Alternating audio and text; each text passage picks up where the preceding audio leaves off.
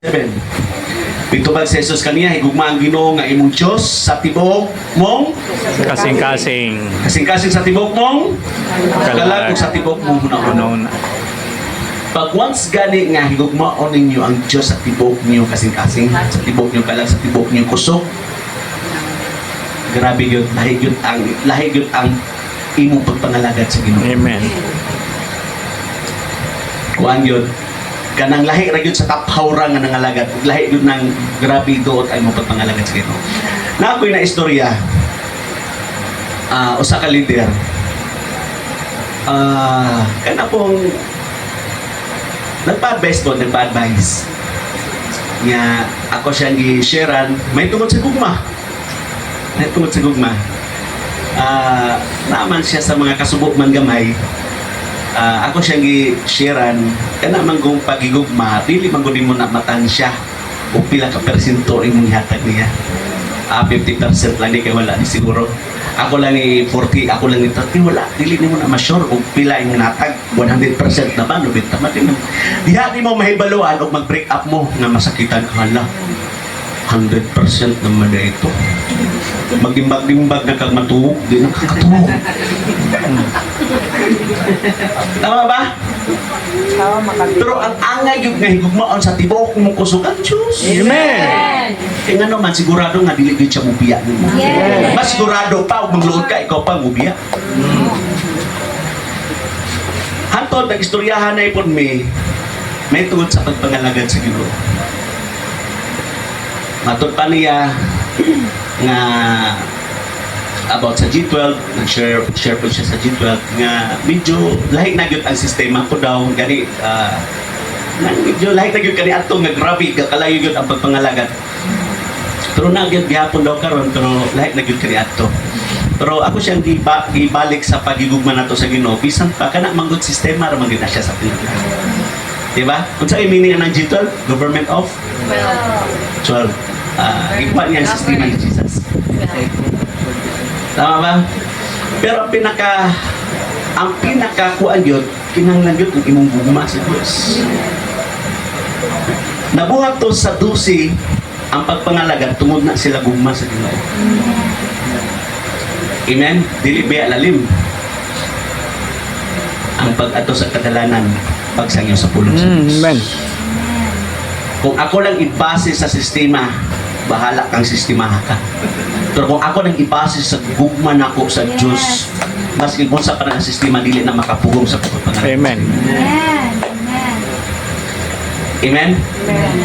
Mao na nga, while may nag-istorya, kay napuno na daw siya sa seminar, napuno na daw siya sa tanang mentoring, napuno na siya sa 400 ba itong last conference sa G12. Wala ko kabala, bigyan na ako 300. Napuno na yun siya. Pero ang iyahang mga disciple, pampuni mo, mura kadula, dali ka makapasa. Ikaw na. O gingon pa siya siyang kagalingon, dili lang po sa iyang network. Halo sa ilang network tanan sulod sa simbahan. Ang disciple basta pa siya sa pulo sa Ginoo, dili gud siya. Pero napuno sa tanang training, napuno sa tanang mentoring, diban pa sa mga conference. Dako ang gibayad. Pero sa pagsangyo sa pulong sa Ginoo, dili gud makahingi. Mao to nga ako kasi nalipay og nagpasalamat sa Ginoo. Dili ta puno sa training, dili ta napuno sa seminar, dili ta napuno sa pagmentor, pero tanan kita namuhat. Amen. Kasi kinsa ako gi-appoint, muampo gyud, dili gyud mamasa. Thank you, Lord God. Naitay nga babustade nako atong Sabado dito ila Malod. Ilahang gi-share sa kuha o sa pagpangalagad lang taas nga panahon na ila pagpangalagad sa Ginoo. Pag-appoint na ko nga giapo sila, nangurog sila mayo. Pag gumanang magbabos study, Pastor, first time yun na ko nga nag-apo. Panahon, 15 years. Kaysa ila kani adto ang pwede mag-ambog muwali ang leaders lang. Ug di ka leaders paminaw lang diha. Sa pasto nagkurugog ko.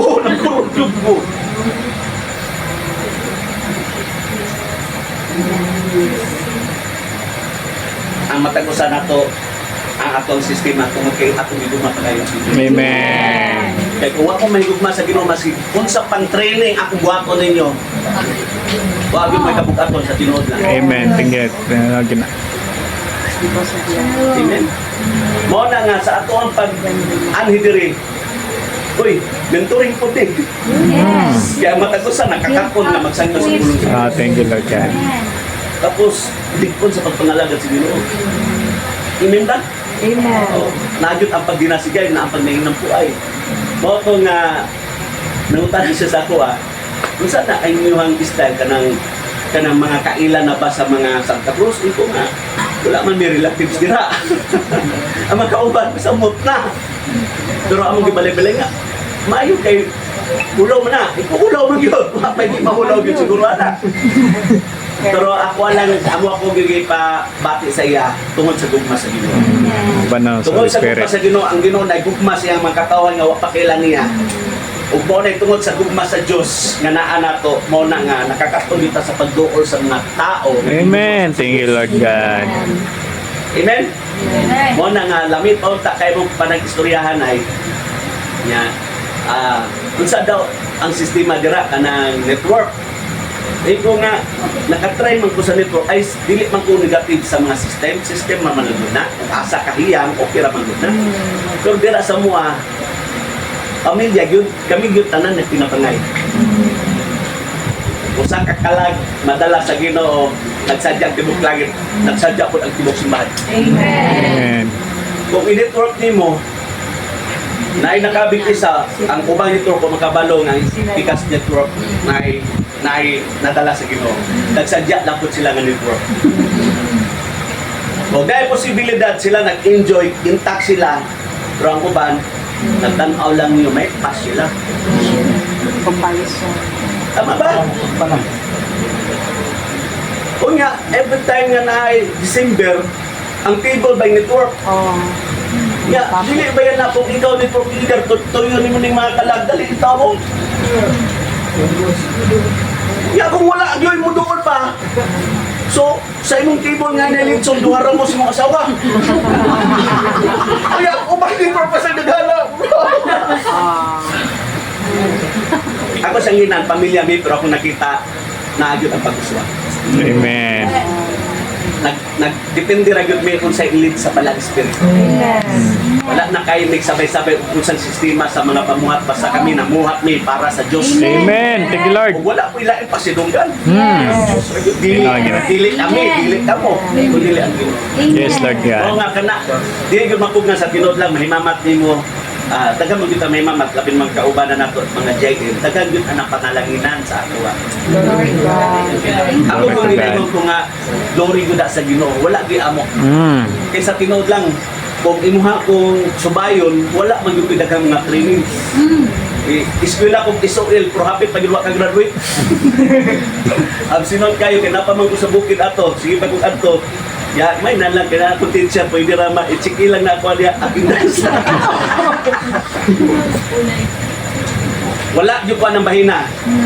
Dire lang yung ko nakakaton sa pagbasa sa pulong sa Ginoo. Amen. Thank you, Lord. Kaya ako agong nahibalaan sa una, bisan ang anak kong pastor, abi na ako, umudrive ko si kong papa, luwas na ko.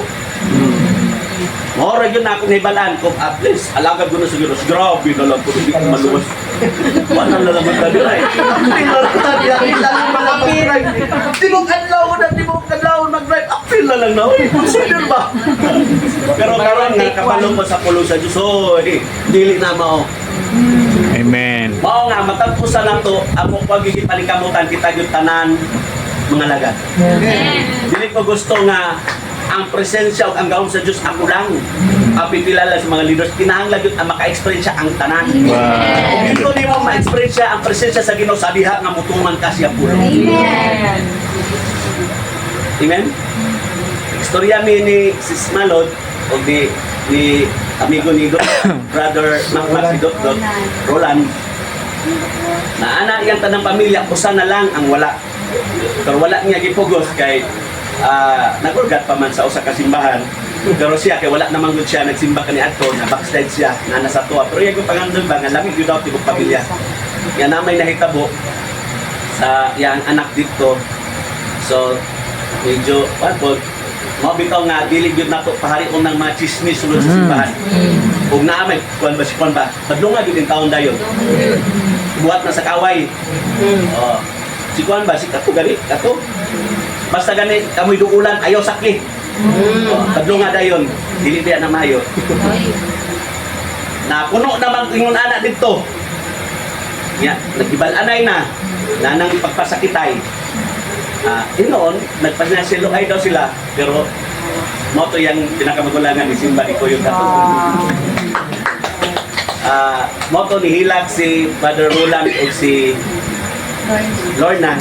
Kaya usag yun siyang ipangandoy nga sila intact, tibok pamilya. Usa lang sa pagpangalagad sa Ginoo. Kay gusto niya magutong kuhaon kay dito manggod sila gikan dugay na, pero wala ba? Wala. Murag Simba nga wala nakatunan, ana daw ba? Moto yang gidanyo kay sa iyang pagsimba. Halos taga-simba niya, maghilak yun daw siya. Lahig yun na yung baton, labi na umugawa siya. Ang pulong, magdagandagan pag yun siya una-una. Moto, gusto niya nga ma-experience siya po sa iyang mga anak. Gusto niya nga dalpon. Antod karon maghilak yun siya, kaya iyag yung kalipay nga tibok na yun sila pamilya. Amen. Hallelujah. Amen. Mao na nga kadaugan natong tanan, labi na karong Sunday. 2 years na ta. Dali na. Akong nakita sa pulong sa Diyos, nagkinabuhi kita sa pulong. Amen. Thank Mao you, nga Lord. ang katauhan sa Ginoo nagpuswag yun. Wala lang tayo nagpabilin, nakita lang kung dili nagkinabuhi kita sa pulong sa Ginoo. Amen? Hallelujah. Dire sa John 14:15, gi-share ni ganina ni Brother Mac, kung gihugman ninyo ako, tumanan niyo ang akong mga Sugo. So diri nato makita kung tinuod nga nahigugman ta sa Ginoo, nagyud ang pagtuman sa Jesus. Amen. Ayaw na lang pagsulti nga nahigugman ka pag ayo sa Ginoo wala ka nagatuman. Klaro kay sa pulong sa Dios, ang imong gugma related na sa imong pagtuman. Wala ka nagatuman, siguro ba na lang nga ninong ka nga higugman ka sa Ginoo. Amen? Okay na ng sakyanan, so tiyata mo sa sakyanan. Makabalo ka nga empty na kay tungod sa indicator. Tungod sa gauge, pero kita wala man tay gauge, wala man pumasayot kung tinuod pag yun na mo pagigma. Pero diha ni mo makita sa imong pagpapag. Amen? Hallelujah. Ug ako nakita sa tinuod lang kita gyud tanan namo. Thank you, Lord God. Glory to God. Gusto nako nga matapusan nato ato yung ipadayon tong after sa kaon or kung magkuha man ng tagkanon at tutulong tong mga bag-o. No? Ato yung tulong, ato pag-istorya, ato ang fellowship nga ato ang buhan. Kaya sa tunood lang, kana gyud dira nakinahanglan yun na sa mga pag-ampo. Amen. Ang nakinahanglan yun na. Amen ba? Mo na nga ingnan mo katapat padayon yun ta sa to. Last nga gisyon ni Brother Mac sa Isaiah 41:10, ayaw ka hadlok kay ako imong kauban. Amen. Ayaw ka balaka kay ako ang imong Dios. Lipunon ug tabangan ko ikaw, panalipdan ko ikaw, pinaagi sa akong gahom nga mao ang makaluwas kanimo. Dili ka pasagdan sa Ginoo. Amen. Thank you, Lord. Ilang katapat palangga ka sa Ginoo. Ilang katapat yatiman ka sa Ginoo. Yatiman ka sa Ginoo. Hallelujah. Kisa may yatiman sa Ginoo. Amen. Maski kung sa pa ang may tabo ha. Huwag yun ta sa pulong sa Ginoo. Amen. Kapit na mabalik ang Ginoo. Thank you, Lord. So, ulang dalit na kayang paraan. Last Monday si Joy. Kung saan nataroon Monday? Dali tayo kayo. Kung imuha nang mapansin, kinalang magpantay na yun tayo. Ha? Paspas na kayang kaaway mamuhat. Paspas na kayo. Uyaw na kayo. Bisiho na mo. Kinahanglan yun nga, inyo yun ang masairan. Na ako gikalingawan kay ang kanidang AI, AI ba? Ang unang nag-introduce ng pala si Marian. AI, kung saan man yun ang AI? Karon gitry na ko.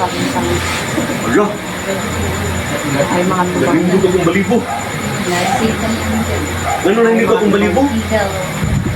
Nag-istorya na may sama sa nag-istorya ko ninyo. Ang pinakakurat pa yun, nag-discover may tungkol sa Diyos. Uy, ang katingalahan pa yun ako, mas hard pa siya sa verses. Dagon pa kang ato sa mga Old Testament.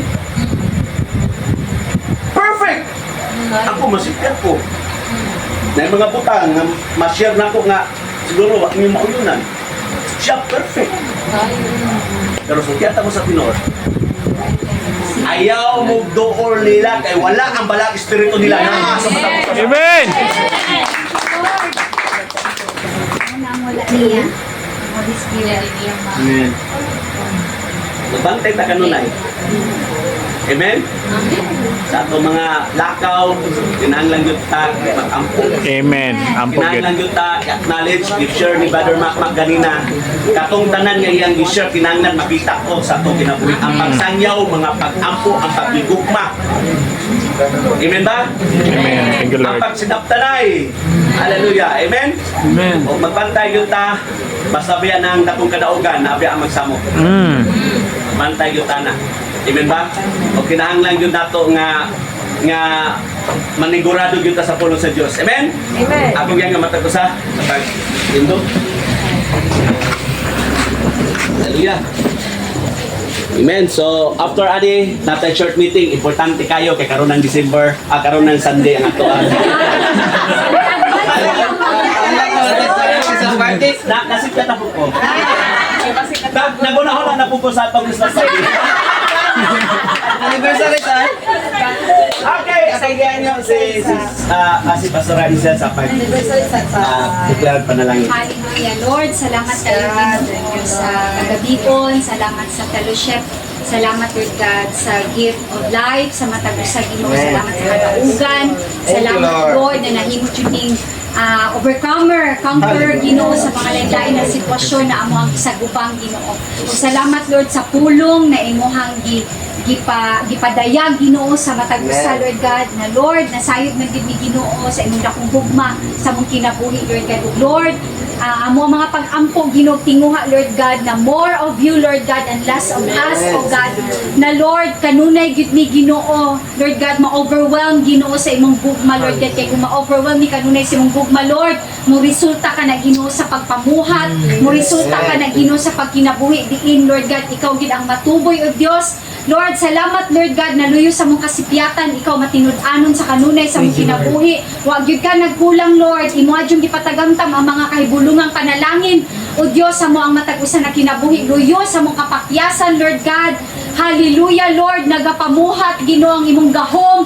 Ginoo, sa mong kinabuhi, Lord. Ug diha, Ginoo, makahinuklog ni Ginoo na Lord, ngano, Lord God, na imong manggihigugma, luyo sa mong kapakyasan. Lord, diha mi makakaton magpaubos sa among kaugalingon, Lord God. Diha mi makakaton, Lord God, na makarealize mi Ginoo na